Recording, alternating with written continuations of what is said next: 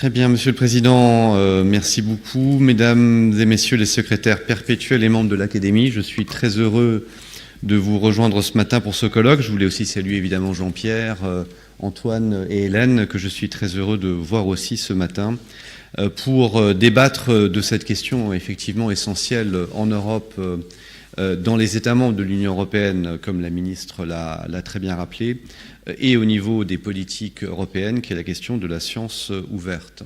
Je suis très heureux de contribuer à vos travaux ce matin avec plusieurs collègues qui seront aussi bien et peut-être mieux que moi en mesure de vous dire la diversité du débat en cours sur la science ouverte et sa dimension qui est évidemment éminemment liée aux systèmes nationaux de recherche et d'innovation, et en particulier Karel Leuben, recteur de l'Académie de Delft, mais surtout membre de la plateforme sur la science ouverte organisée entre États membres de l'Union européenne avec la Commission européenne, pourra partager l'expérience néerlandaise, l'une des plus ambitieuses en Europe.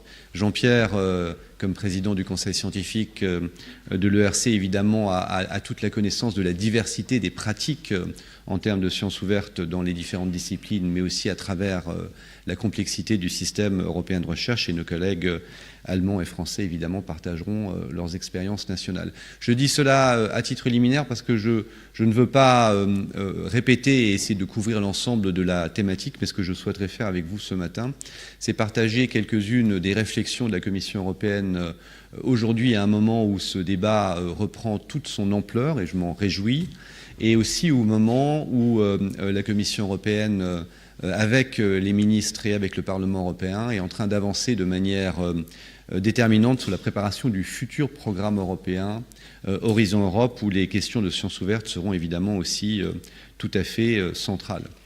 Alors, les raisons de ce renouveau du débat sur la science ouverte sont évidemment nombreuses, et je partage pleinement l'analyse de la ministre Frédérique Vidal, donc je ne vais pas y revenir, mais je voudrais insister sur peut-être 3 points particuliers aussi du point de vue européen.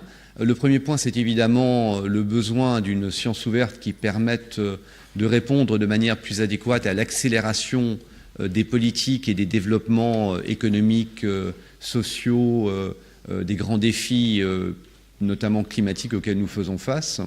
Et il nous semble, et l'exemple le plus frappant récemment est celui de la capacité de la science internationale, ici européenne particulièrement, mais internationale, de répondre à la crise d'Ebola en décidant au niveau des chercheurs eux-mêmes, et de manière très radicale, de partager les données de la recherche presque le premier jour.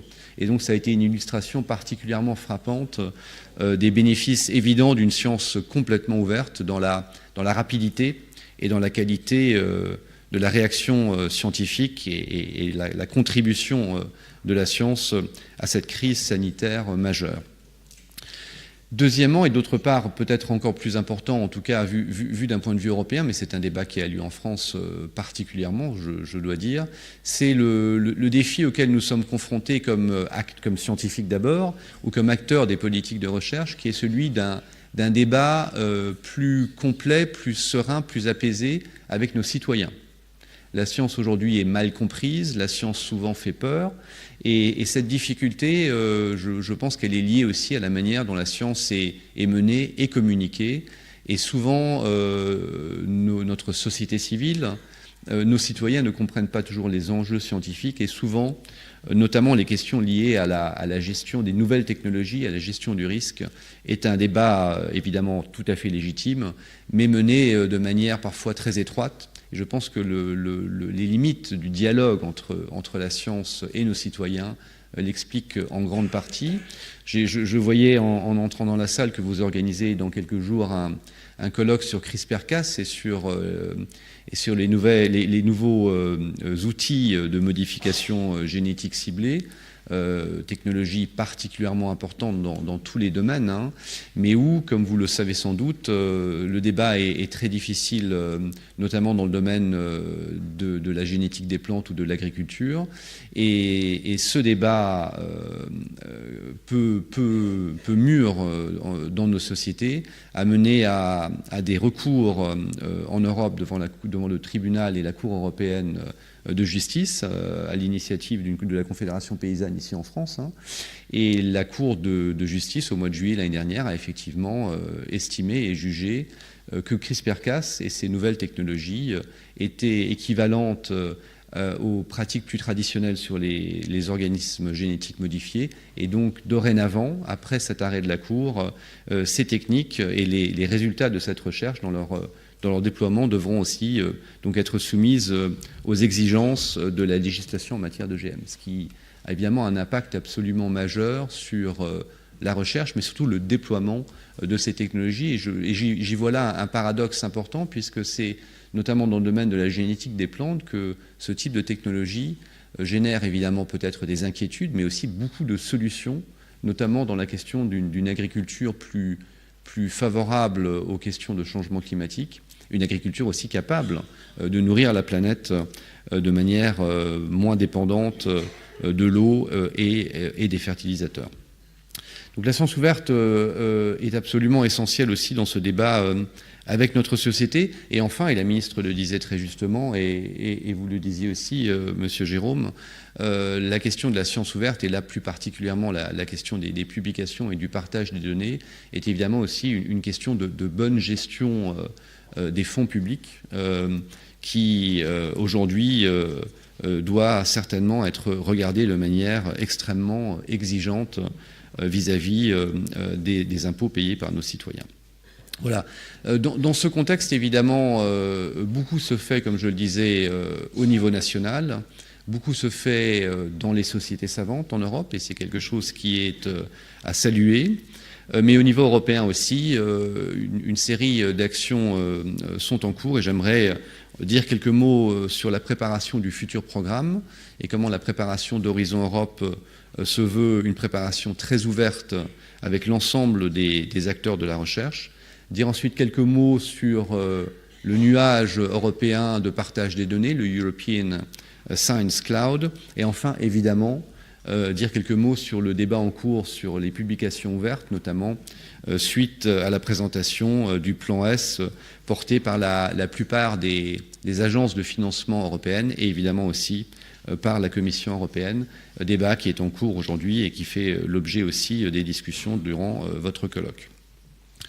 Horizon Europe est le nouveau programme cadre de recherche qui entrera en pleine application au début de l'année 2021. Les ministres et le Parlement européen avec la Commission européenne ont trouvé un accord sur les grands ingrédients et sur la structure du futur programme il y a maintenant 10 jours. Et cet accord, qui intervient beaucoup plus tôt que ce qui a été le cas traditionnellement, va maintenant permettre à la Commission européenne et aux administrations nationales de préparer de manière entièrement ouverte les futures priorités de ce programme Horizon Europe.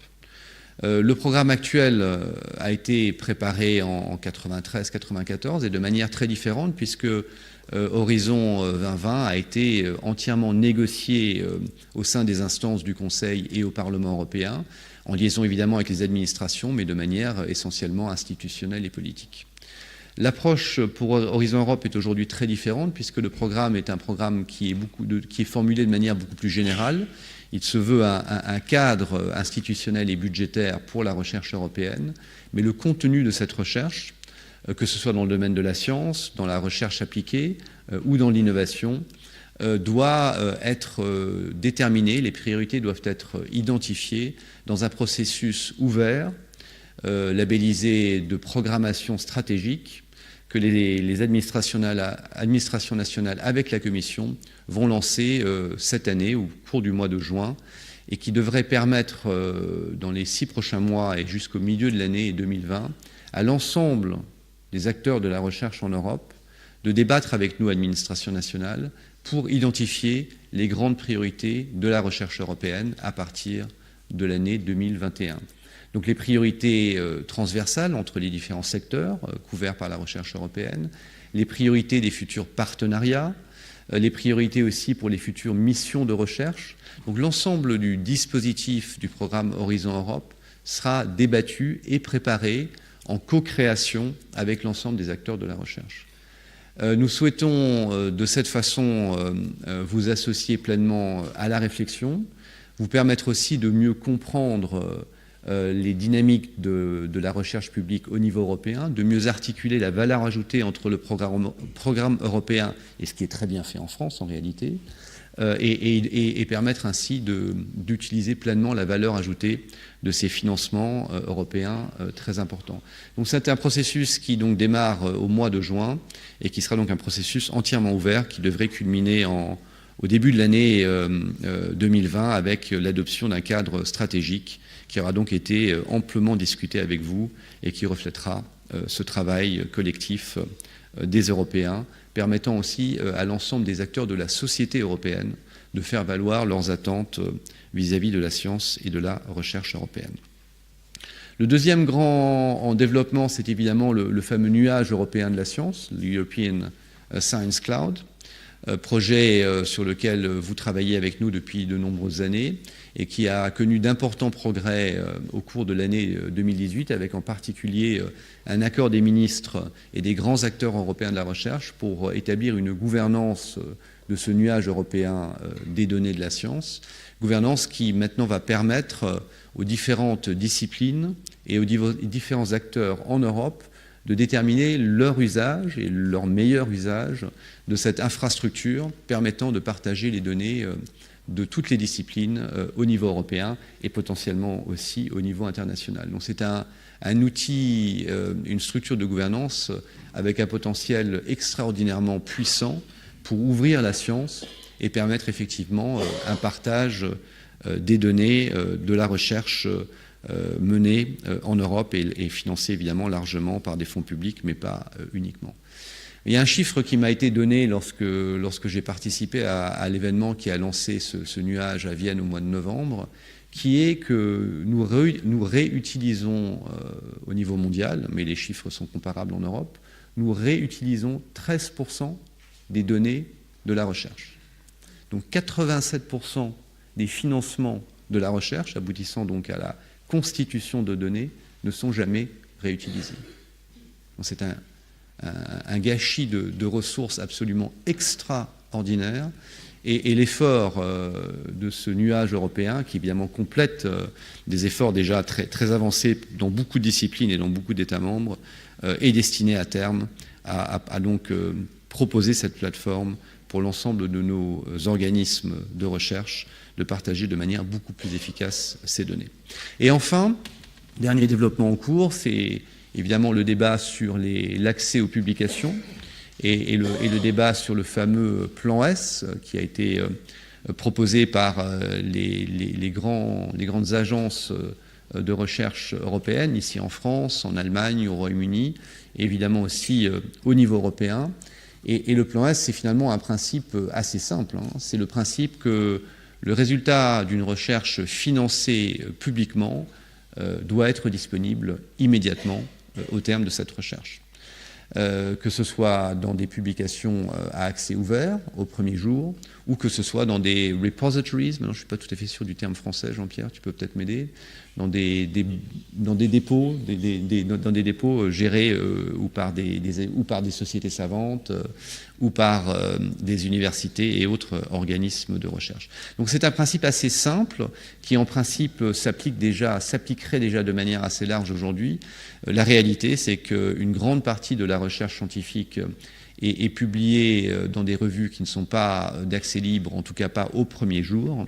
Et Plan S a pour ambition justement de modifier cette situation et donc de contribuer à vraiment accélérer la mise à disposition immédiate des résultats de la recherche. Donc c'est une proposition qui est franchement très audacieuse, parce qu'elle remet en question des pratiques, à la fois les pratiques évidemment de certaines maisons de publication, et on aura l'occasion d'entendre le point de vue de la revue Nature aujourd'hui, qui travaille évidemment étroitement aussi avec la Commission européenne et la plateforme sur la science ouverte, mais dont le modèle de publication, comme c'est le cas pour d'autres grandes maisons très prestigieuses, qui ont un rôle évidemment essentiel dans notre système scientifique, la revue Science ou d'autres, ont évidemment des critiques à formuler à l'égard du plan S. parce que le plan S a indéniablement dans son ambition un impact sur les modèles pratiqués aujourd'hui par beaucoup de scientifiques et par plusieurs de nos maisons d'édition. Je suis évidemment parfaitement conscient avec mes collègues néerlandais, avec Jean-Pierre et avec beaucoup d'autres, de l'impact que cette approche peut avoir sur les scientifiques. L'argument de la liberté de publication est un argument évidemment important, mais derrière l'argument de la liberté de publication se trouve évidemment aussi la difficulté des carrières des chercheurs et de l'utilisation très, très importante et trop centrale des données de bibliographie pour mesurer la qualité de la recherche, l'efficacité des équipes de recherche et des chercheurs eux-mêmes. Et Plan S, je pense, a aussi comme corollaire ou conséquence particulièrement bienvenue de remettre sur la table la question de ces paramètres d'évaluation des chercheurs eux-mêmes et de réouvrir la discussion ou de l'accélérer. Et je participe moi-même le 23 mai à une réunion académique très importante aux Pays-Bas où cette question, débattue depuis de nombreuses années, a trouvé, suite à la présentation de Plan S, une nouvelle urgence que j'observe aussi dans d'autres États membres. Alors, évidemment, Plan S a été accueilli avec beaucoup d'enthousiasme pour certains, a été très critiqué pour d'autres, et les équipes et les financeurs de recherche publique derrière Plan S ont évidemment engagé un processus de dialogue avec l'ensemble des acteurs de la recherche, et ce processus de dialogue aboutira à la présentation dans quelques semaines d'un plan plus détaillé de mise en œuvre de Plan S, destiné à tenir compte d'une série de critiques de nature technique d'abord, et évidemment aussi de voir comment la critique plus fondamentale, celle de la liberté scientifique, peut être adressée. Alors je ne connais pas encore le point d'atterrissage de ce plan de mise en œuvre, il est en cours de discussion, y compris avec mes collègues à la Commission européenne. Et c'est clair que dans la discussion que j'observe autour de Plan S, certains de mes collègues semblent aujourd'hui un petit peu effrayés par leur propre audace, mais j'espère que les acteurs clés de Plan S confirmeront effectivement, et c'est ce que j'attends pour tout vous dire, et c'est certainement l'intention de la Commission européenne, confirmeront dans ce plan de mise en œuvre ce principe d'accès ouvert immédiat au moment de la publication. Alors juste pour vous dire comment la Commission européenne y travaille aujourd'hui en préparation d'Horizon Europe, et peut-être pour mettre un tout petit peu aussi en contexte l'impact réel de Plan S, la Commission européenne, conformément à Plan S, modifierait ses pratiques et évidemment le modèle de contrat pour se conformer à ce nouveau principe à partir d'Horizon Europe, ce qui signifie donc que les financements au titre d'Horizon Europe devront mener à des publications entièrement ouvertes. Donc si les scientifiques, si vous sollicitez des financements dans Horizon Europe, vous saurez que lorsque le projet aura avancé et que la publication devra être présentée, vous aurez l'obligation d'aller vers une publication immédiate. Alors évidemment, de le dire aujourd'hui, c'est quelque chose qui semble très, très difficile et très disruptif, très contraignant. Je pense personnellement que l'analyse ne doit pas être statique, puisque d'abord, l'impact réel et opérationnel pour ce qui est des financements européens, on parle des années 2023 ou 2024, pas 2019, donc on parle dans 4-5 ans. Pourquoi ? Parce que les projets qui seront financés dans Horizon Europe seront sélectionnés à partir de la fin de 2021, en 2022, les premiers projets. Donc ces projets se dérouleront en 2022, 2023, 2024. Les premières publications qui seront le fruit de ces financements seront à considérer donc en peut-être fin 2022, mais à mon avis plutôt en 2023, voire en 2024. C'est la première chose. Et d'autre part, évidemment, la mise en place de Plan S a un impact extrêmement important sur l'écosystème de la science ouverte, sur les maisons de publication qui vont évoluer, sur les métriques de l'évaluation des scientifiques et des carrières scientifiques. Et donc la situation dans laquelle nous nous trouverons en 2023-2024 sera certainement très différente d'aujourd'hui.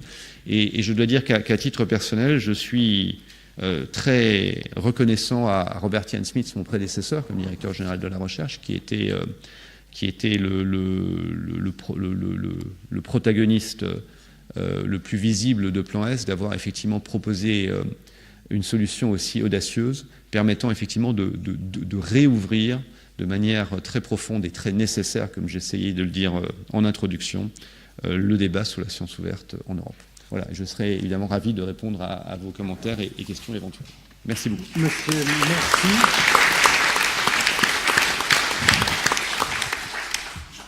Et votre intervention est ouverte pour un jeu de questions-réponses. Je vous demanderai d'avoir des questions rapides et précises pour avoir des réponses rapides et précises. Merci. Voilà. Antoine Danchin, Académie des sciences. J'ai été très intéressé d'apprendre donc l'existence d'une future infrastructure européenne, le nuage. Et dans ce contexte, j'aimerais comprendre la situation qui va être celle des séquences génomiques.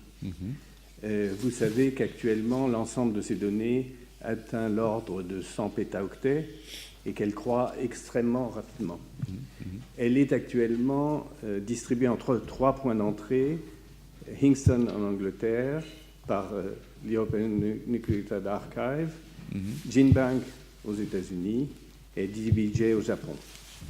Le seul point pour lequel un gouvernement finance cette structure est le gouvernement fédéral américain via la National Library of Medicine.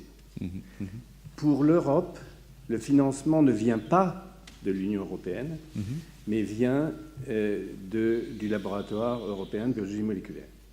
Alors, comment envisagez-vous la contribution européenne de façon pérenne pour stabiliser cette infrastructure ? Je n'ai pas une réponse directe à vous apporter aujourd'hui parce qu'on n'en est pas encore là. Hein. Donc le nuage a été convenu dans son principe. La gouvernance permettant donc aux opérateurs de la recherche, mais aussi aux administrations nationales de travailler étroitement ensemble est maintenant en place. Et le travail pour 2019, il est double. D'abord, c'est de travailler avec l'ensemble des disciplines scientifiques pour faire l'analyse de l'état du partage des données qui existent aujourd'hui déjà. Votre exemple est un très bon exemple de ce point de vue-là.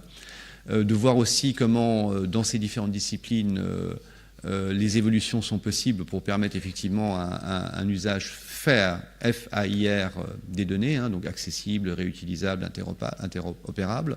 Donc il y aura un travail de méthodologie qui sera extrêmement important au cours de l'année 2019. Mais le deuxième grand chantier pour 2019, c'est effectivement le financement de ce nuage. Financement qui, évidemment, a plusieurs dimensions. Hein. C'est la puissance de calcul et de stockage d'abord. Hein.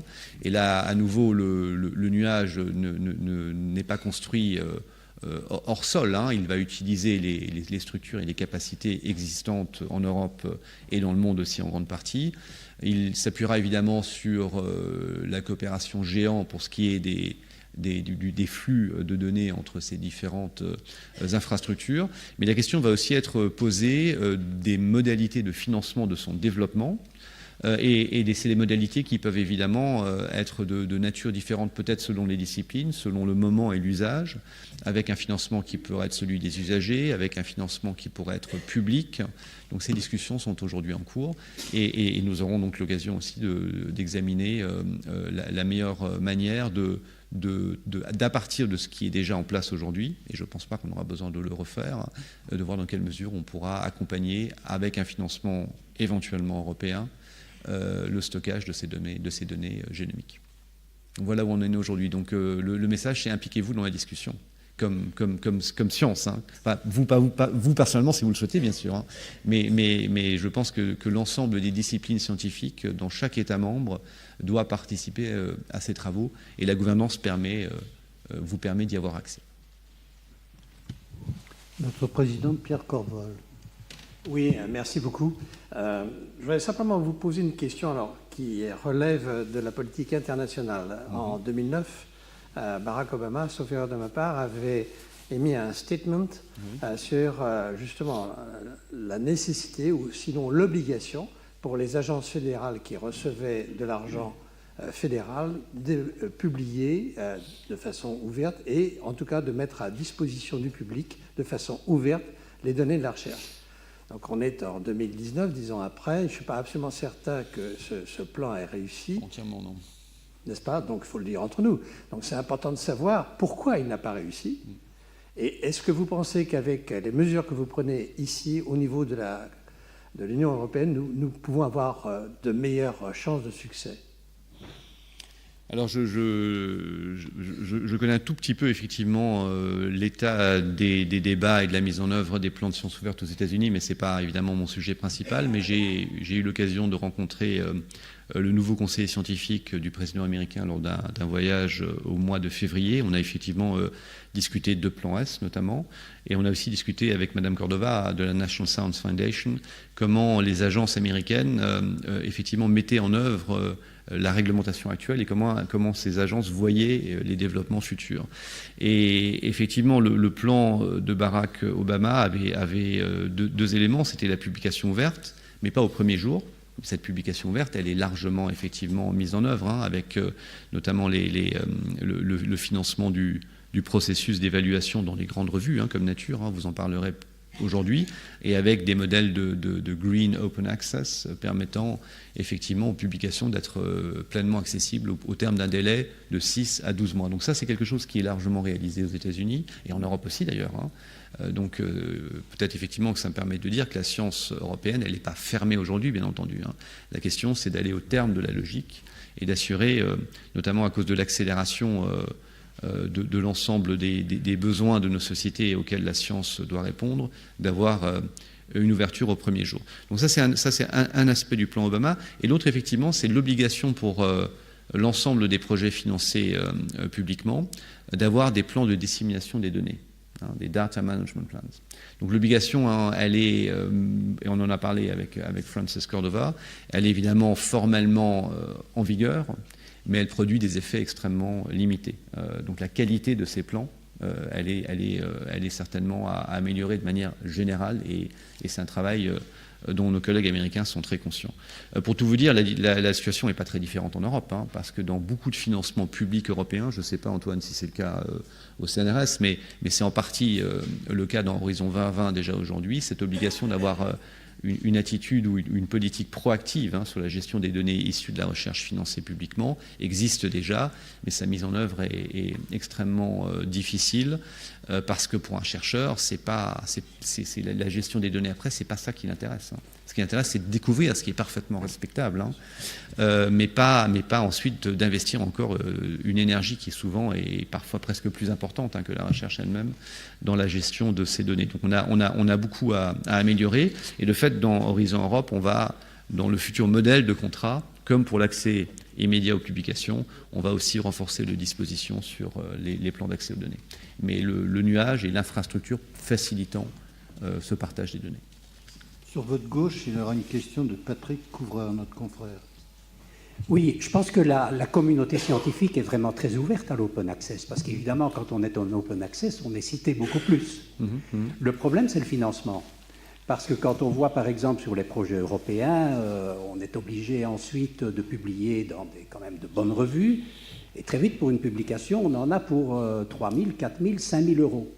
Alors, quand on multiplie le nombre de publications, ce qui est quand même le but d'une recherche aussi de qualité, ça commence à faire des sommes qui sont relativement importantes pour le chercheur de base. Oui, non, tout à fait. Non, j'en suis parfaitement conscient. Ça fait partie effectivement du débat, bien entendu. Ça fera partie aussi des considérations dans le plan de mise en œuvre de Plan S. Et Plan S, je pense, est relativement peu prescriptif là-dessus. Du côté de la Commission européenne, aujourd'hui, nous finançons ces frais de publication de manière assez large, y compris pour des revues qui sont des revues dites hybrides, avec ce Green Open Access. Donc pour permettre effectivement la mise à disposition rapidement, ce financement est possible au titre des projets européens. Nous continuerons d'assurer ce financement pour des publications, mais uniquement pour des publications en open access au premier jour. Donc cette partie-là du financement sera inhérente au projet européen. Alors, il y aura évidemment la discussion nécessaire sur le volume de ce financement, parce que des pratiques économiques et commerciales peuvent très rapidement dériver si la modalité n'est pas correctement déterminée. Mais ce n'est pas simple à faire, parce que si on met un plafond, vous êtes sûr que très rapidement tout le monde est au plafond. Et si on met un plancher, vous aurez sans doute des difficultés vous-même. Donc on est en train de réfléchir, et on discutera avec vous d'ailleurs, avec les praticiens, sur la meilleure manière de fixer le bon niveau. Bien. Madame, et ce sera la dernière question, vous vous identifiez, s'il vous plaît? Je suis Fatia Labo-Boussouira, professeure à l'Université de Lorraine, ancienne présidente de l'ASMAI et qui a aussi des missions auprès de l'OMS pour les publications. J'ai en fait 2 questions, mais je vais en poser une première, qui est est-ce que, d'après ce que vous dites, et ce plan S, vous ne pensez pas aussi que finalement, prendre de l'argent public pour financer des coûts à, par exemple, 3 000, 5 000 euros de publication sur appel d'offres, pose pas la question du déplacement des fonds publics vers du financement à publication dans certains types de revues et pas directement sur la recherche elle-même. Déjà ça, et sur les déséquilibres que ça peut induire sur des recherches qui sont faites sur fonds récurrents, pas sur des appels d'offres, et les déséquilibres que ça peut introduire entre pays et localement, nationalement, dans le même pays. Voilà. Donc merci. Vous définissez parfaitement bien les différents paramètres de la tension qui existe, ou du dilemme auquel les financeurs publics font face, d'où ce débat sur la nécessité de mieux calibrer les financements possibles pour ces frais de publication. Et ce d'autant plus que l'objectif, il n'est effectivement pas de financer les frais de publication. C'est vraiment une mesure destinée à faciliter la science ouverte au maximum. Mais c'est vrai qu'à terme aussi, on peut espérer que les sociétés savantes réinventent les systèmes d'évaluation par les pairs et que la dimension onéreuse et commerciale des pratiques actuelles puisse elle aussi évoluer. Et la dynamique engendrée par Plan S, et je pense que le plan de mise en œuvre y sera particulièrement attentif, vise aussi à en réalité promouvoir les, comment on dit, repositories, les dépôts, les instruments de dépôt qui sont aussi une manière quand même particulièrement efficace de partager la science, avec évidemment le besoin de garantir la qualité du résultat, mais de manière, elle, très différente d'un point de vue commercial et du coup engendrée. Voilà, comme j'ai parlé vraiment 20 minutes, je me suis rendu compte, donc je me permets peut-être juste encore un mot pour vous remercier d'abord de l'invitation et de l'occasion d'avoir pu vous dire en quelques mots ce qui se fait au niveau européen, mais en vous laissant avec le message que la mise en œuvre de Plan S, évidemment, c'est quelque chose de particulier, très important mais particulier, mais je pense de façon beaucoup plus importante, la préparation du futur programme se veut la plus ouverte possible, mais la qualité de cette ouverture, elle dépend évidemment de l'engagement des institutions de recherche et des chercheurs. Donc venez et venez contribuer. Nous organisons à Bruxelles les 24, 25 et 26 septembre c'est pas une conférence, mais c'est un grand moment qui s'appellera les Research and Innovation Days. Et durant ces 3 jours, l'idée c'est vraiment de créer un espace physique pour permettre de confronter les idées sur les grandes priorités d'Horizon Europe, sur les futures missions, sur les partenariats. Je suis sûr que Jean-Pierre voudra aussi débattre de la préparation de la prochaine version du Conseil européen de recherche, même s'il est en grande continuité, préparer aussi le futur Conseil européen de l'innovation. Tous ces thèmes seront discutés les 24, 25 et 26 septembre à Bruxelles, dans un événement qui sera très ouvert et qui permettra, j'espère, de lancer ce processus de co-création du futur programme de la manière la plus ouverte possible. Voilà, merci beaucoup. Monsieur Paquet, merci. Dans la